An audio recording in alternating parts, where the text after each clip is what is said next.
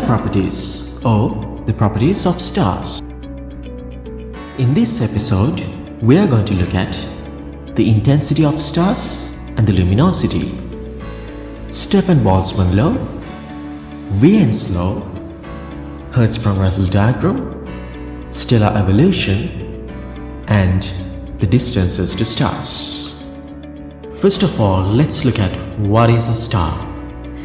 A star is an astronomical object which consists of a luminous spheroid of plasma, which is held together by gravity. The nearest star to the Earth is the Sun, and all other stars that we see in the night sky are at immense distances away from the Earth, tens of thousands of light years away. The most prominent stars that we see are grouped into constellations, and many of those bright stars have been given different names. Here we see different constellations that we see in the night sky. These depict the pictures of various animals, both natural and artificial. Luminosity is the rate at which energy is radiated by a star. In other words, it is the power output of a star, which is measured in watts. Intensity is the power received from a star per unit area, or the luminosity divided by the area. It is the effective brightness of an object, which is followed by an inverse square law. Light is emitted equally in all directions from a point, and it spreads out in a sphere. So we have this equation I equals L, luminosity, divided by 4 pi d squared, where d is the distance from the star to the observer. This figure shows the intensity spreading out of a star following an inverse square law. Black body is a theoretical object that absorbs all the radiation falling onto it or emits all the radiation generating from it. It does not reflect or transmit any radiation through. Perfect absorber or a perfect emitter are both black bodies. Black holes being perfect absorbers and stars are being designated as perfect emitters. In that case, they are both black bodies. So here we have some examples of black body emitters. Stephen Boltzmann law says that the luminosity of a black body radiator is directly proportional to its surface area and its absolute temperature to the power of 4. The Stephen Boltzmann constant is 5.67 times 10 to the minus 8 watts per square meter per Kelvin to the power of 4. This law is used to compare the power output of stars based on their temperature and size. The star is considered as a sphere which has an area of 4 pi r squared, and its luminosity is given by L equals the Stephen Boltzmann constant times the area of a sphere times the temperature to the power of 4. This assumes that the star acts like a perfect black body emitter. Wien's law says that the peak wavelength of radiation emitted is inversely proportional to the absolute temperature of the object. It shows that the peak wavelength of a black body decreases as it gets hotter and hotter. This means the frequency increases, so the energy of the wave increases too. This law can be used to estimate the temperature of black body sources such as stars. Lambda max times T is equal to 2.898 times 10 to the power of minus 3 meters Kelvin, and this value is known as the Wien's constant. The graph below shows the black body curves for various temperatures along with their peak wavelengths. The emission of the Sun happens at a peak wavelength of 470 nanometers. Stars can be classified according to their brightness or color. The color of a star is directly linked to its surface temperature. Cooler stars are red, medium stars are orange, whereas the hottest are blue. As per this chart, you can see different colors of stars have designated spectral types, starting from O, which is blue, then B, A, F, G, K, and M, which is red.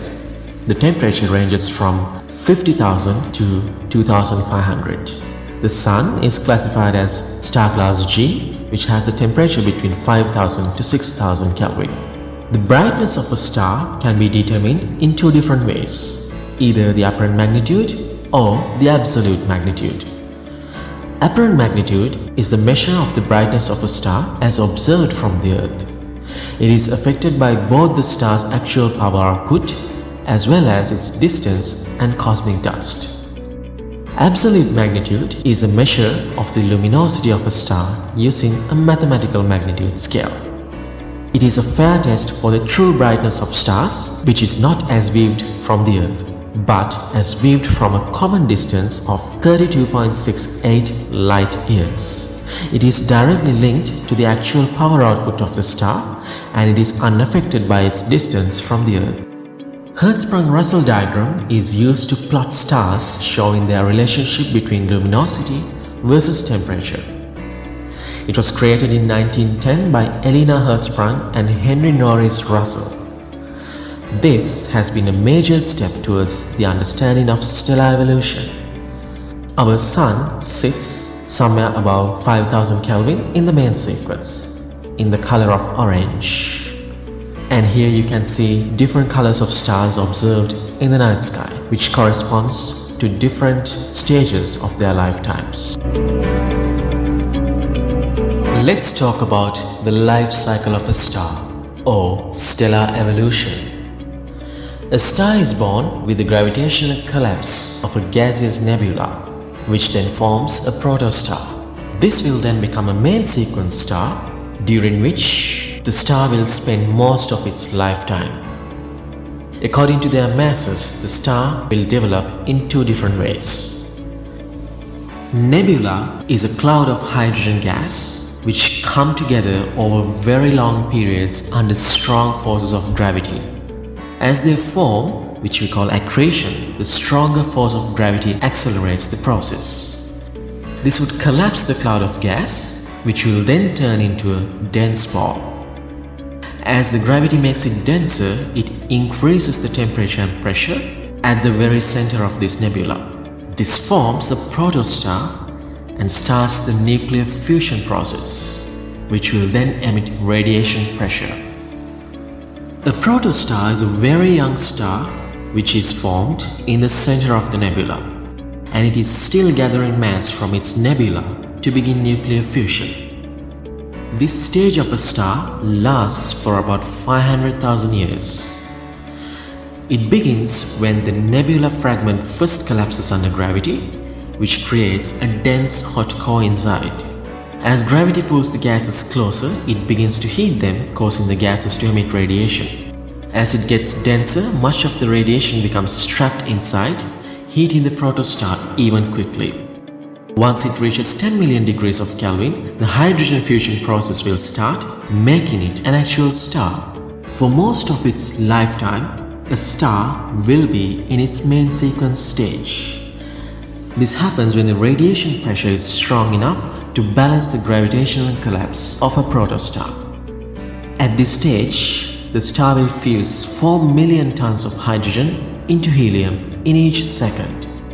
The Sun took 10 million years to form and is expected to be a main sequence star for the next 5 billion years, with its gravitational collapse being balanced by its expansion. When the star has been shining for several billions of years, it will eventually run out of its hydrogen fuel. At this stage, its core will collapse under the relentless pull of gravity. This increases the core temperature to 100 million Celsius and pressure, producing even more energy, fusing helium into much heavier elements such as carbon and oxygen. The increased radiation pressure pushes out the outer layers of the star, causing it to swell up dramatically. As the outer layers of the star are now much further from its core, they cool down and glow as red giants.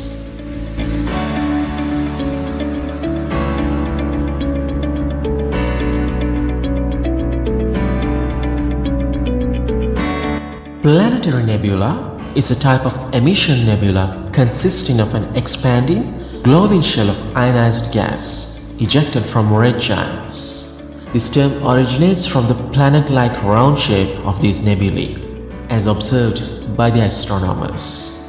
They are relatively short-lived, lasting a few tens of thousands of years.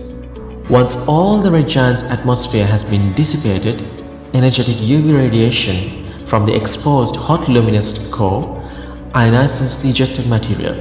Absorbed UV light then energizes the shell of nebulous gas around the central star, causing it to appear as a brightly colored planetary nebula.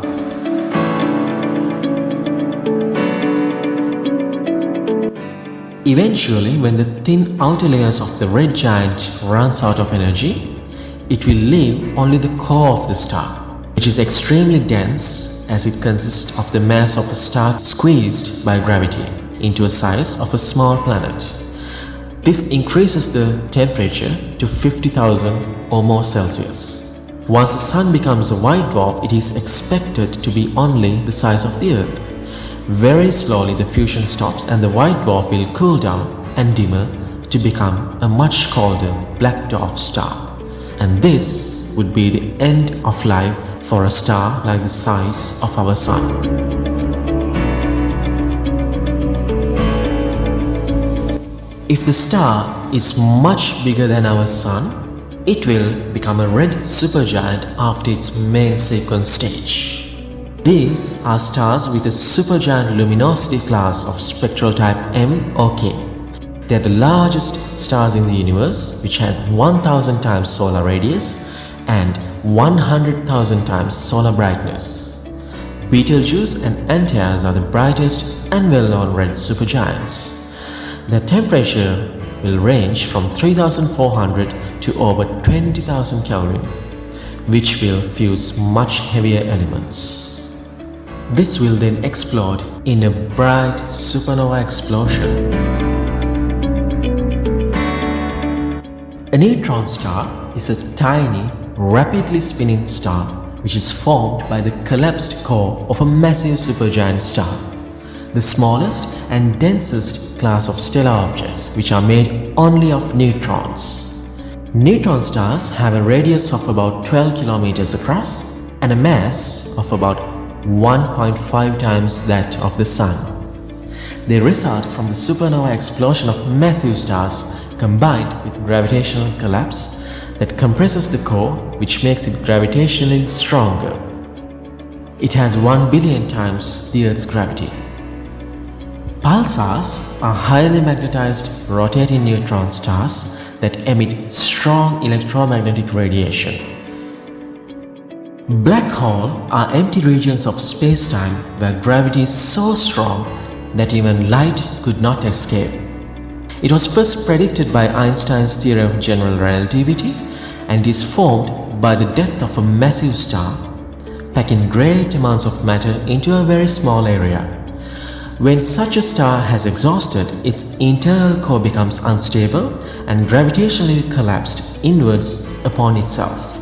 This will blow the star's outer layers away. A supermassive black hole is millions and billions of times as massive as the Sun.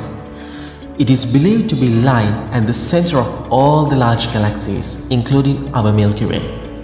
Astronomers can detect them by observing their effects on nearby stars and gases.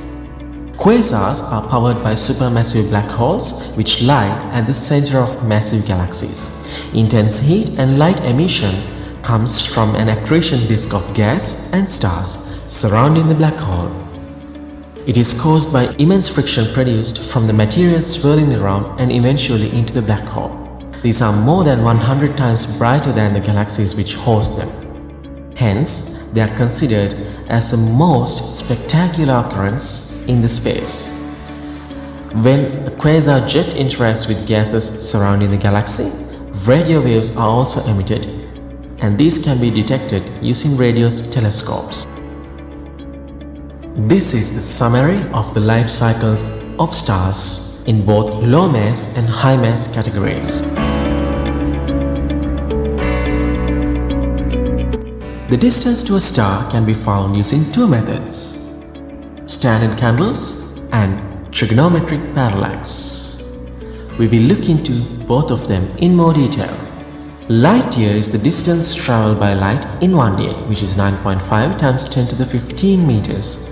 Astronomical unit is the radius of the Earth's orbit, which is 1.5 times 10 to the power 11 meter. Standard candle is a way of determining astronomical distance by measuring the intensity detected from an object of known luminosity. This is done by measuring the intensity detected from the light source on Earth and using inverse square law to calculate its distance away. I is equal to the luminosity divided by 4 pi times the distance squared. A light source appears dimmer with increasing distance. How bright a star looks to us depends on how far away it is from us. This means that if we knew the power output of a star, then how bright it appears to us on Earth would find its distance away. So let's look at an example. The luminosity of Betelgeuse is 5.4 times 10 to the power of 30 watts. Its radiant energy intensity at the Earth is 1.1 times 10 to the minus 18 watts per square meter. So how far away is it from the Earth? Pause the video and have a go.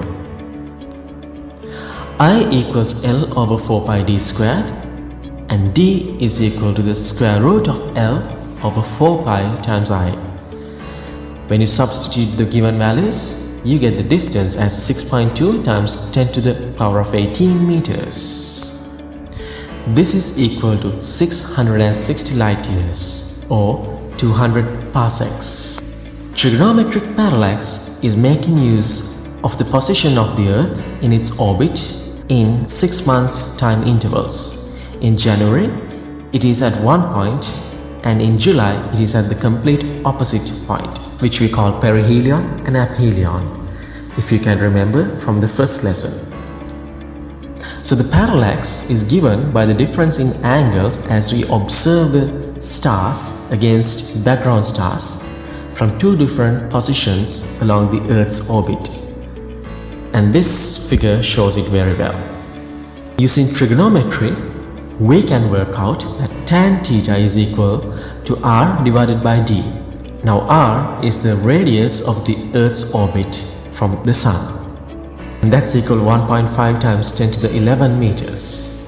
At very small angles, tan theta is the same as theta. The distance d is equal to the radius r divided by theta in radians. Let's look at another example. Astronomers measuring the parallax angle to Alpha Centauri found that the angle measured after a 6-month period was 1.52 seconds of arc, different from that measured at first. How far is Alpha Centauri from the Earth? And this is how you can find it. Parsec is known as a parallax second. It is the distance a star must be from the Sun for the angle Earth-star-Sun to be 1 arc second, or 1/3600th of a degree. We have looked at the intensity and luminosity of stars, Stefan Boltzmann law, Wien's law, Hertzsprung-Russell diagram, stellar evolution, which is the life cycle of a star, stellar distances. If you have any questions, please feel free to leave a comment. Thank you very much for your time.